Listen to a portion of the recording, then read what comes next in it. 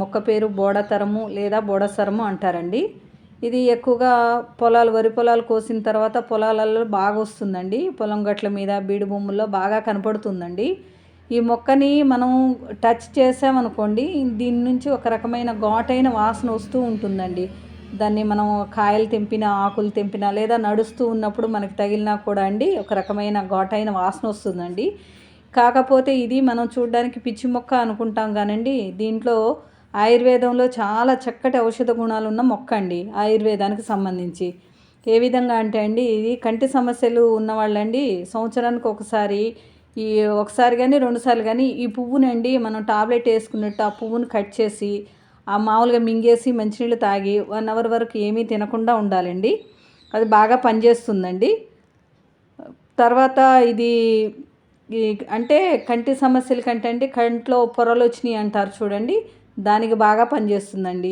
ఆ తర్వాత వర్ణాంధత్వం అని మీలో చాలామందికి తెలిసి ఉండొచ్చండి.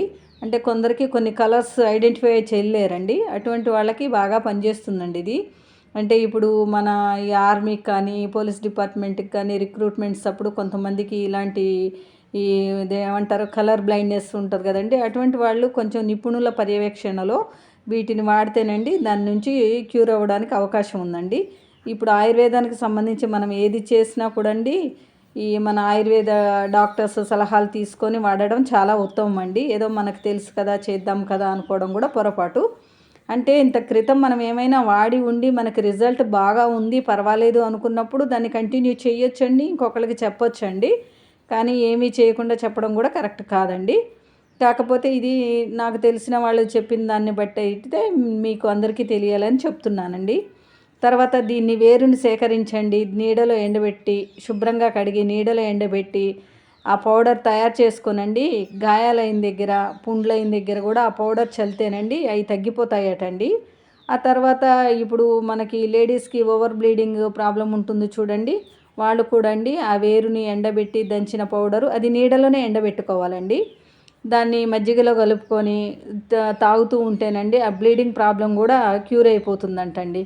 కాకపోతే మా చిన్నప్పుడు మాత్రం నాటుకోళ్ళు ఉన్న వాళ్ళండి కోళ్ళకి పెయిన్ వస్తుందండి. ఆ పెయిన్ పోవడం కోసం అది వాటిని పొదుగుడేసినప్పుడు అండి దీన్ని బొడతరం రొట్టెని తీసుకొచ్చేసి కోళ్ళని పొదిగిచ్చేవారండి ఆ పెయిన్ బంక పోవడానికి. ఆ విధంగా అయితే నాకు చాలా తెలుసండి. కాకపోతే ఇప్పుడు మెడిసినల్ వాల్యూస్ అని ఈ మధ్య వింటున్నాను. ఓకే అండి, థ్యాంక్ యూ.